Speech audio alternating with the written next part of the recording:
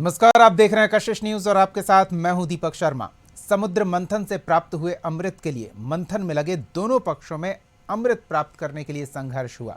अब अमृत स्नान के लिए लोग संघर्ष कर रहे हैं। तीर्थराज प्रयाग के लिए भी शायद ये अनुमान लगाना कठिन रहा होगा कि इतनी संख्या में श्रद्धालु पावन स्थल पर डुबकी लगाने, पुण्य अर्जित करने दसों दिशाओं से दौड़ते भागते पहुंचेंगे। शुरुआत शानदार हुई।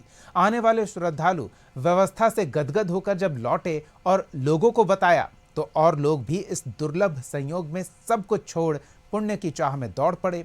समय के साथ भीड़ बढ़ती ही चली गई और व्यवस्था नाकाफी साबित होने लगी। नतीजा भगदड़, हादसा, हंगामा और हैरान परेशान करने वाली तस्वीरों के रूप में सामने आई। अब ऐसे में इतनी भीड़ संभालने की न सुविधा हो सकती थी न तुरंत उसकी व्यवस्था। बढ़ती भीड़ के दबाव में मौजूदा व्यवस्था ढहने लगी तो सवाल खड़े होने लगे। ट्रेन में भीड़ अपार, क्या सिस्टम हुआ लाचार? सवाल का जवाब लेंगे हम। हमारे साथ कुछ मेहमान जुड़े हुए हैं, उनसे आपका परिचय करा दें। आरजेडी की ओर से पार्टी का पक्ष रखने के लिए प्रमोद सिन्हा जी हैं, बीजेपी की ओर से राजेश सिंह जी हैं और कांग्रेस की ओर से मंजीत साहू जी हैं। आप तीनों का बहुत बहुत स्वागत है। सीधा सा सवाल है, तस्वीरों से आप भी वाकिफ हैं, कुंभ जाने वाले लोगों की आस्था को भी आप लोग भली भांति समझ रहे हैं, क्योंकि आपके परिवार में भी कहीं ना कहीं से किसी न किसी तरह से आप पर भी दबाव बना होगा कि कुंभ का स्नान करना है। घर की महिलाएं विशेष रूप से दबाव बना रही होंगी। तो ऐसे में अब जो तस्वीरें आई है, अंतिम दौर में है, एक सप्ताह का करीब और समय है, तो क्या पूरी व्यवस्था चरमरा गई है? इतनी भीड़ है, इसके लिए भीड़ को जिम्मेदार माने या व्यवस्था को जिम्मेदार माने? प्रमोद जी, आपसे शुरू करेंगे। देखिए दीपक जी, इसको समझने की जरूरत है। सदियों से चली आई इस परंपरा का निर्वहन करने के लिए भारत के भारतीय जब वहां कुंभ में डुबकी लगाने के लिए जाते हैं, उसके पहले देखिए लगातार उत्तर प्रदेश सरकार और केंद्र सरकार के द्वारा उनको आमंत्रण भी दिया जाता है कि व्यवस्था चाक चौबंद है और उन लोगों को पता था कि करोड़ों लोग आस्था के डुबकी लगाने के लिए यहाँ आएंगे। और लगातार आप देखिए, चाहे वो विज्ञापन के माध्यम से या अन्य माध्यमों से लगातार जो है लोगों को आमंत्रित किया जा रहा है। लेकिन लोगों को जब आप आमंत्रित कर रहे हैं और ये आपको पता है कि करोड़ों की संख्या में लोग इस आस्था में डुबकी लगाने के लिए यहाँ आएंगे, तो व्यवस्था भी चाक चौबंद होनी चाहिए थी। लेकिन कहीं ना कहीं जो वहां पर व्यवस्था दिखी, व्यवस्था में जो खामियां दिखी, जिस और भगदड़ हुआ, भगदड़ में लोग हताहत हुए, उसमें कई लोग मृतक हुए, कई घायल हो गए। लेकिन सबसे बड़ी बात है कि प्रशासन जो है आंकड़ों को छुपाने का प्रयास करते रहा। दूसरी भी घटना वहां से 21 किलोमीटर दूर झूसी की है, जहां पर प्रत्यक्षदर्शी है, टेलीविजन चैनलों के ही माध्यम से लोगों ने बतलाया, प्रिंट मीडिया के माध्यम से लोगों ने अपने बयान को, अपने दर्द को साझा करने का काम किया कि किस प्रकार से वहां पर मौतें हुई हैं। लेकिन प्रशासन इन चीजों का आंकड़ा देने से इनकार करते रहा। आपने देखा कि कुव्यवस्था का ही यह आलम था कि ट्रेनों में भारी भीड़, लोग शौचालय तक में जाने पर विवश है। एक नहीं, शौचालय में 3-3 आदमी बैठ करके जाने के पर विवश है। इस प्रकार की व्यवस्था है। जबकि रेल मंत्री पहले से यह कहते आए हैं कि कुंभ के लिए व्यापक तैयारी कर ली गई है, हजारों ट्रेनें चलाई गई हैं। जब हजारों ट्रेनें चलाई गई, व्यापक तैयारी कर ली गई, तो जो दिल्ली स्टेशन पर जो घटना घटी, जो भगदड़ की स्थिति हुई, अचानक से जब भारी भीड़ एक प्लेटफॉर्म पर गंतव्य तक जाने तक, प्रयागराज जाने के लिए लोग इंतजार कर रहे थे एक प्लेटफॉर्म पर, और आप अचानक से ये घोषणा करते हैं कि अमुक ट्रेन इस प्लेटफॉर्म पर नहीं आकर के दूसरे प्लेटफॉर्म पर आएगी, तो ये तो तय है ना कि जब भारी भीड़ वहां से दूसरे प्लेटफॉर्म पर शिफ्ट करेगी तो कोलैप्स होगा। आप उस व्यवस्था को वहां देखने के लिए कितने रेलवे के पदाधिकारी और आरपीएफ के लोग वहां पर मौजूद थे? तो कहीं ना कहीं व्यवस्था में भारी कमी थी और इस व्यवस्था में भारी कमी के चलते कई लोगों की जानें चली गई। और ये अभी आज भी जो व्यवस्था का जो आलम है, इतना होने के बाद भी आप देखिए कि लोग जो है किस प्रकार से ट्रेनों में जाने को विवश है। आपने देखा अभी डीआरएम ने सवाल करने का काम किया तो महिलाओं ने क्या जवाब दिया कि मोदी जी कहे हैं फ्री में यात्रा करने के लिए। तो कहीं ना कहीं देखिए, मैंने पहले ही कहा कि जिस प्रकार से इन्होंने प्रचार प्रसार किया कि आप आइए, हमारे उस तरह की व्यवस्था नहीं कर पाए, चलिए वो व्यवस्था में चूक गए। ठीक है, हम राजेश जी की भी बात सुन लेते हैं। राजेश जी, आपको क्या लगता है? दीपक जी, बहुत शर्म लगता है कि विरोधी कुंभ जैसे आयोजन करीब 70 करोड़ का आंकड़ा पार कर जाएगा 26 तारीख होते होते। जी, दुर्घटना तो कह के आती नहीं है, दुर्घटना तो मान लीजिए कि जहाँ हजारों की भी भीड़ होती है वहाँ घट जाती है। व्यवस्था की बात करते हैं तो पटना का स्टेशन है, अभी जाके देख लीजिए वहाँ पर जी। टेंट तक लगा के, और रेल जो है सो इतनी अच्छी व्यवस्था किया है। आप सोचिए कि 70 करोड़ लोग आया है। विश्व में पूरा दुनिया ही बात को मानने के लिए तैयार है कि 20 किलोमीटर रेडियस में 70 करोड़ लोग आ गए। और रेलवे कितना अच्छा से व्यवस्था किया है। 5 से 10 लाख भीड़ आती थी जब जवाहरलाल नेहरू जी प्रधानमंत्री थे। 800 आदमी मरा था उस समय। क्या रेलवे की क्षमता ही क्या नहीं रही थी? आएंगे मंजीत जी, आपको पर्याप्त समय देंगे, आपको पर्याप्त समय देंगे। 800 आदमी आए थे। आप देखे होंगे कि गूगल का चेयरमैन की वाइफ आई। आप देखे होंगे कि लहठी बनाने वाले, चूड़ी बनाने वाले, दतुअन बेचने वाले। राजेश जी, हम उस पहलू पर नहीं जा रहे हैं, हम बस ये जानना चाह रहे हैं कि जैसे जैसे योगी जी आप की व्यवस्था- अनुभवी हो रहे थे तो आपको ये व्यवस्था और बेहतर करने, तालमेल के जो अभाव के कारण कुछ घटनाएं घटी है जिसका प्रमोद जी ने उल्लेख किया है, उसे खत्म किए जाने की कोशिश होनी चाहिए। दीपक जी, एक चीज जान लीजिए कि यशस्वी योगी जी जैसे मुख्यमंत्री जितनी अच्छा व्यवस्था किए हैं, हमारे विरोधी पार्टी का काम उन्हीं के यश को धूमिल करने का ये प्रयास हो रहा है। आज राजेश जी देखिए, आज ममता बनर्जी ने क्या कितना माने ऊपर बयान दे दी। मौका मिला तब तो बोल रहे हैं। मौका क्या मिला? मान के चलिए नहीं, व्यवस्था बेस्ट से बेस्ट व्यवस्था हुआ है और दिन प्रतिदिन उसमें सुधार हुआ है। दिन प्रतिदिन सुधार हुआ है। आप देखे होंगे कि अभी ट्रेन कम से कम 1000 नहीं 2000 ट्रेन जो है हर स्टेशन पर टेंट बनाया गया है। आरपीएफ की विशेष व्यवस्था की गई है। आप जरा सोचिए कि इस रूम में बैठने की व्यवस्था है 20 आदमी की आपके स्टूडियो में जी, और 2000 आदमी इसमें आएगा तो थोड़ी परेशानी तो होगी ही व्यवस्था करने वाले को। हम 15 लोगों को ही बुलाएंगे ना कि अगर किन्हीं के साथ 1-2 लोग एक्स्ट्रा आ जाए तो 20 एडजस्ट हो जाए। हम 50 लोगों को तो नहीं बुलाएंगे। 140 करोड़ हमारी देश की जनसंख्या है, उसमें 50% जनसंख्या जो है ये महाकुंभ के आयोजन जो 140 साल पर जो अमृत स्नान हो रही है उस पर आम लोगों का जो हुजूम चल दिया, उसी व्यवस्था में दुर्घटना समझ के ये घटना घटी है। हमारा सरकार, हमारी व्यवस्था उसके लिए पूरी तरह तत्पर है और परिवार के साथ संवेदना भी व्यक्त की है और अच्छा खासा मुआवजा भी दी है। चलिए ठीक है, हम आएंगे आपके पास। मंजीत जी, सवाल वही है कि क्या व्यवस्था नाकाफी हो गई? बढ़ती भीड़ का हम पूर्वानुमान नहीं कर पाए और जो तैयारी का ढिंढोरा पीट रहे थे वो हमारी तैयारियों की पोल खुल गई। देखिए, तैयारियों की तो पोल खुली ही है, लेकिन मैं कुंभ जो मेला है उसके आसपास या उसके पहले और बाद की घटनाओं का भी जिक्र करना चाहिए। ये रेल जो है अब डिरेल हो गया है। डिरेल मंत्री अभी तक इस्तीफा नहीं दे रहे हैं। और जब हम देखते हैं कि आप देखिए ना, जो दिल्ली में घटना हुई है तो ये कोई पहला थोड़ी ना है। हर 3 महीने 2 महीने हर जगह चारों तरफ देश में इस तरह की घटनाएं हो रही है। लोग रेल दुर्घटना में मर जा रहे हैं। आज स्थिति ऐसा क्यों पैदा हो रही है? हमारे साथी भाजपा के जो हैं वो कह रहे हैं, साहब अगर रेलवे स्टेशन पर एक मानक से अधिक यात्री को प्रवेश की अनुमति किसने दे दी? इसको किसी ने कंट्रोल क्यों नहीं किया? अब आप बताइए कि जब रेलवे के भीतर मैनेजमेंट करने वाले लोगों की, इसका मतलब कमी है? इस देश के भीतर हर साल रेलवे में 30-35 लाख नौकरियां जो है, आज देश में 30-35 लाख जो है वैकेंसीज हैं। रेलवे में बड़ी संख्या में वैकेंसी है। लोग हैं ही नहीं, मैनेज करने वाले लोग हैं ही नहीं। और जो हैं वो जिम्मेवारी नहीं ले रहे हैं। जिनकी जिम्मेवारी है उनकी वो ले नहीं रहे। देश के, ये प्रदेश के मुख्यमंत्री जो अभी माननीय नीतीश कुमार जी हैं, उन्होंने कभी रेल मंत्री रहते हुए इस तरह की कोई घटना हुई थी तो इस्तीफा दे दिया था। वो भी आज मुंह खोलने के लिए तैयार नहीं थे। राजनीति इस कदर कुंभ पे हावी हो रहा है। नासिक में कई जगह कुंभ, अर्ध कुंभ आयोजन किया जाता है देश के भीतर, लेकिन जिस तरीके से राजनीतिक लाभ और नफा नुकसान को केवल ध्यान में रख करके आम जनों का जो जान है उसको जो उसकी चिंता नहीं की जा रही है। हेलीकॉप्टर से फूल तो आप बरसा रहे हैं, लेकिन भीड़ को नियंत्रित करने के लिए जो प्रबंधन होना चाहिए वो नहीं हो रहा है। तो उसके पीछे के जो आगे पीछे के जो कारण है उसको देखने की जरूरत है। बिल्कुल। हम मंजीत जी आपसे शुरू करते हुए प्रमोद जी के पास आना चाहेंगे। एक प्रयास ये भी, क्योंकि आप लोगों के बीच वाले हैं, आप नेता हैं, लोगों के बीच जनसंपर्क करते हैं, तो ऐसे में ये भी समझना चाहेंगे कि ये भीड़ धीरे धीरे बढ़ती क्यों चली गई, ये इतनी भीड़ उमड़ क्यों रही है? अपने हिसाब से हम इसका जवाब आपसे चाहेंगे, मंजीत जी।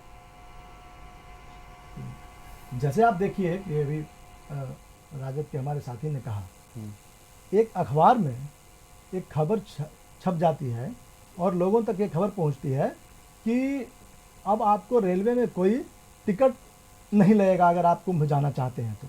डीआरएम जब पूछे एक महिला से, उन्होंने बताया कि, तो उन्होंने कहा कि भाई किसने, मोदी जी ने कहा है कि अब जो है रेल का टिकट आपको नहीं लगेगा।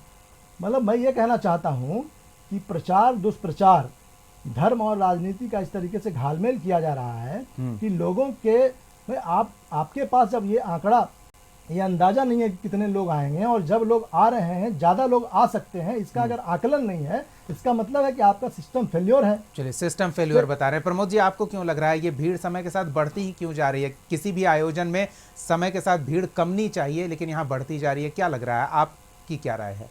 देखिए दीपक जी, एक तो जिस प्रकार से इसके लिए व्यापक जो है लोगों ने अपना प्रचार करने का काम किया, चाहे उत्तर प्रदेश सरकार की बात कर लीजिए या केंद्र सरकार के तमाम लोगों की बात कर लीजिए, जिस प्रकार से लोगों का आह्वान किया गया। क्योंकि जब ये कुंभ स्टार्ट हुआ था उस समय थोड़ा सा ठंड का वातावरण था, लेकिन जैसे जैसे ठंड थोड़ा कम होता गया, भीड़ और अधिक होते गई। एक पहलू ये है। दूसरा देखिए, देश की जो आबादी है, आखिर जो कुंभ स्नान करने के लिए गए उससे तो ज्यादा लोग नहीं चले आए, तो व्यवस्था तो आपको उसी अनुपात में करने की जरूरत होगी। अब देखिए, एक छोटा सा सवाल, जब दिल्ली में हादसा हुआ और उसके बाद बिहार सरकार कहते हैं कि जो कुंभ में श्रद्धालु जा रहे हैं कुछ दिन के लिए अपनी यात्रा को स्थगित कर दें, ये कहना क्यों पड़ा? ये बात आप पहले भी कह सकते थे, लेकिन उत्तर प्रदेश सरकार और केंद्र सरकार तो लगातार जो है से आह्वान कर रहे थे लोगों को। ये इसलिए कहना पड़ा कि जो अव्यवस्था, जो कुव्यवस्था वहां पर व्याप्त था और जो रेलवे में व्याप्त है, उसको लेकर के इनको ये सवाल कहने का काम किए।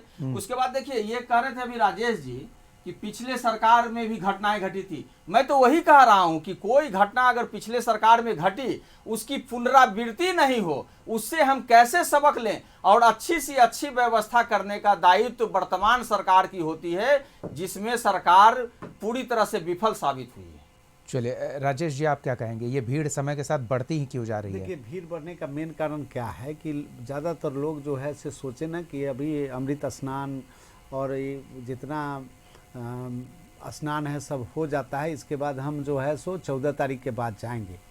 इस चक्कर में लोगों को भीड़, ज़्यादा से ज़्यादा लोग जाना स्टार्ट किए। आम आदमी जो साधारण नौकरी चाकरी करने वाले लोग थे, सोचे कि हम 14 के बाद जाएंगे। आप लोग वही मौसम खुशनुमा हो गया, जो मौसम भी खुशनुमा हो गए, और तैयारी था कि भाई 20 करोड़ 25 करोड़ लोग आएंगे, उस अनुसार तैयारी थी। आकलन है 70 करोड़, अभी 55 से 60 करोड़ के बीच, 55 करोड़ के बीच अभी कुंभ में स्नान। चलिए, तो अभी दो बातें आ रहे हैं जी, मंजीत जी।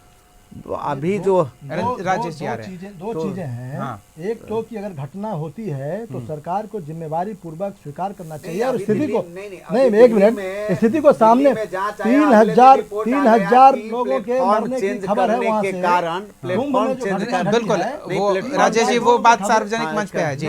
लेकिन ये जो है सरकार उसको स्वीकार नहीं करती है। रेलवे में जो मौत हुई है या जो कुंभ में जिस तरीके की मौत हुई है, आप ये कह रहे हैं कि लोग, आपको इस बात का इल्म कैसे नहीं है? देश की आबादी 150 करोड़ के आसपास है, 1,40,00,000।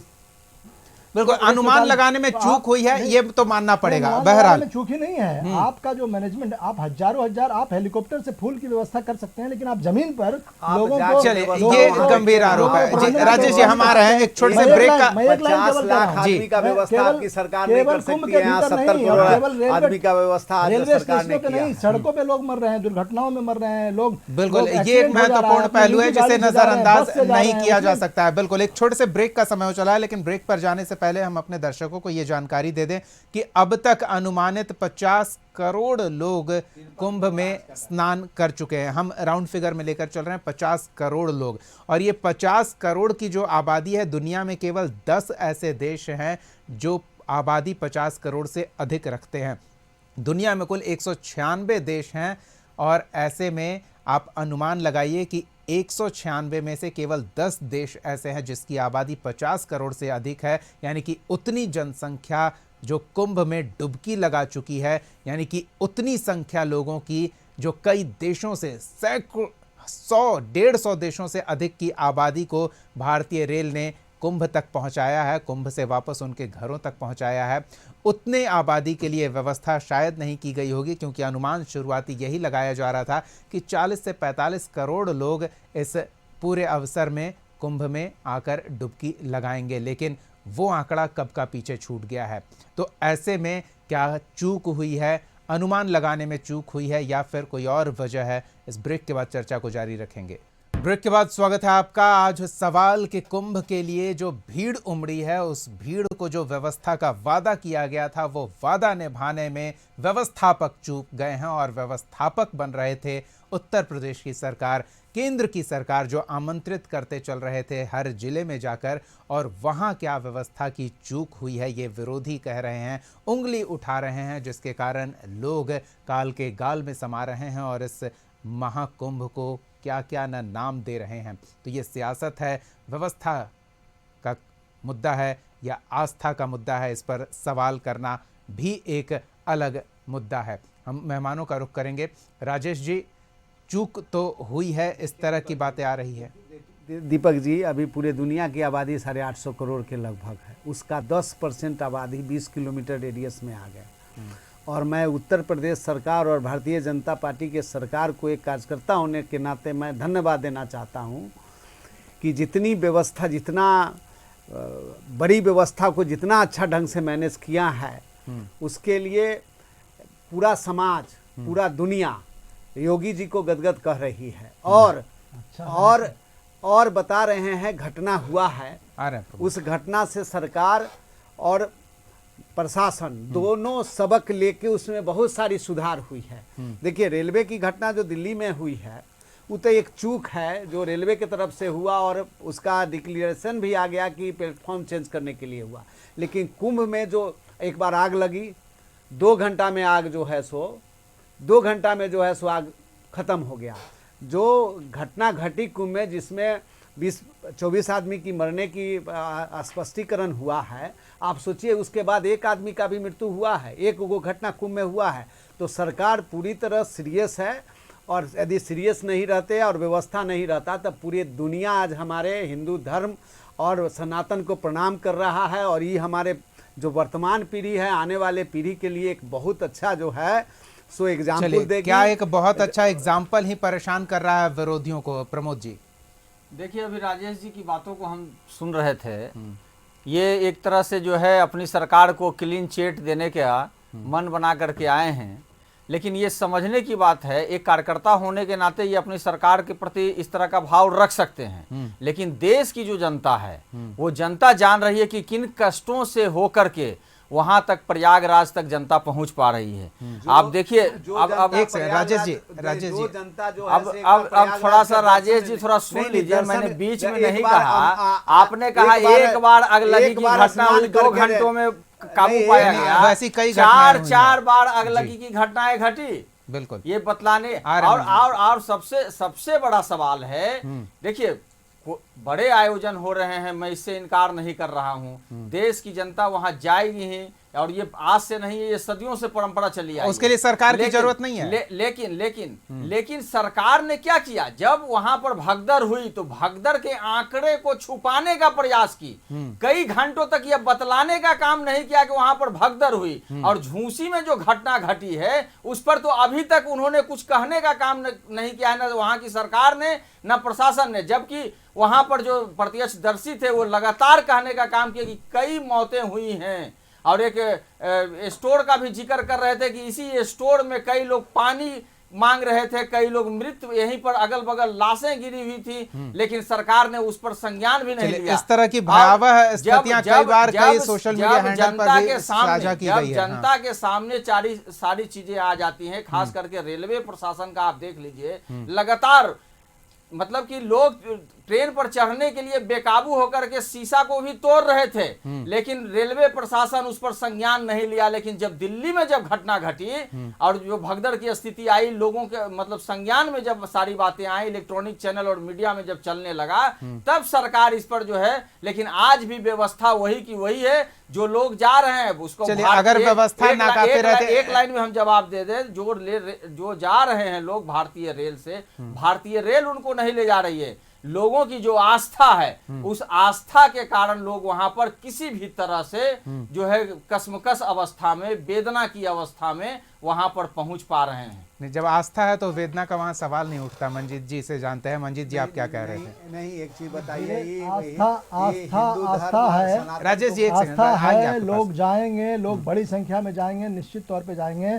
मैं ये कहना चाहता हूँ कि जो आयोजन है और दूसरा जो रेलवे का जो मसला है, ये रेल मंत्रालय को लूट का अड्डा बना दिया गया है, निजी हाथों में बेच दिया गया है। सरकार जो है सिर्फ रेल से नहीं जा रहे हैं ना मंजीत जी। मैं वही मैं कह रहा हूँ कि देश के रेल है या सरकार जो उत्तर प्रदेश सरकार है, तो उत्तर प्रदेश सरकार आयोजन कर रही है। सरकार के पास सरकारी कर्मियों की संख्या, पुलिस कर्मियों की संख्या अगर पर्याप्त मात्रा में नहीं होगी तो कैसे मैनेज होगा? तो ये सरकार जो 2 करोड़ लोगों को रोजगार देने के बात करती थी, आप बताइए जो यहाँ पे आंकड़े हैं कि मैं आपको मैं एक आंकड़ा पढ़ना चाहता हूँ जो बेच दिया गया। आधारभूत संरचना सरकार की अगर मजबूत होगी तभी तो इस तरह की अराजक की स्थिति नहीं पैदा होगी। आप देखिए पटना से लेकर के दिल्ली तक के रेलवे स्टेशनों पर जिस तरीके से खिड़की, दरवाजे, छतों और लोग किस तरीके से घुस रहे हैं, जो विजुअल्स आ रहे हैं वो दिल दहला देने वाले हैं। एक ट्रेन में अगर हजार की भीड़ को ले जाने की क्षमता है तो वहाँ 5-5 हजार स्टेशन पर लोग मौजूद हैं, और वो एक स्टेशन पर नहीं,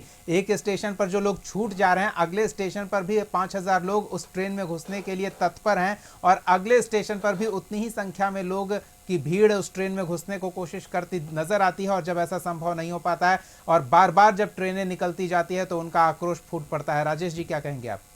देखिए, मैं तो 100 बात की एक बात कहे हैं कि 8.5% दुनिया की जनसंख्या गया माध्यम कार और रेल है। हवाई जहाज की तो व्यवस्था है प्रयागराज में है नहीं कि हवाई जहाज से आप मिनिमम 1000-2000 आदमी को ढो सकते हैं। चाहिए वो हवाई जहाज की उम्मीद करते हैं नहीं, हवाई जहाज की व्यवस्था है। हवाई जहाज सबके पहुंच से बाहर की चीज है। मैं आम लोगों की बात कर रहा हूँ। नहीं तो हवाई चप्पल वालों को आप पहुंचा रहे थे ना? नहीं, आप दीपक जी बता रहे हैं। नहीं, वो तो डिमांड एंड सप्लाई वाली बात हो गई ना कि आप उतनी संख्या वहाँ एयरपोर्ट है, लेकिन जो आम लोगों की व्यवस्था वहाँ है। आप जान लीजिए कि 70 करोड़ लोग कुंभ में स्नान करेंगे, जिसमें अभी 60 करोड़ 55-56 करोड़ लोग का मतलब अनुमानित संख्या से 2 गुने लोग पहुंच रहे हैं। और कोई भी व्यवस्था हो उसका धराशायी होना बनता है, और उस व्यवस्था को संभालना संभव नहीं दिखता है। ये मानवीय क्षमताओं से आगे की बात है। फिलहाल वक्त का अभाव है। बहुत बहुत धन्यवाद मंजीत साहू जी, राजेश सिंह जी, प्रमोद सिन्हा जी, अपना समय देने के लिए, इस चर्चा में शामिल होने के लिए। एक पहलू यह भी है कि अगर अनुमानित संख्या 40-45 करोड़ से करीब 2 गुनी आबादी कुंभ में पवित्र स्नान के लिए पहुंच रही है, तो वो ये भी दर्शाती है कि कुंभ पहुंचने वाले आस्थावान लोगों की क्षमता बेहतर हुई है, संसाधन बेहतर मिले हैं, जिसके कारण वो जा पा रहे हैं। और ऐसे में तमाम बातें निकलकर सामने आ रही है। अगले एपिसोड में एक और सवाल के साथ हम फिर मौजूद रहेंगे। तब तक के लिए देखते रहिए कशिश न्यूज़।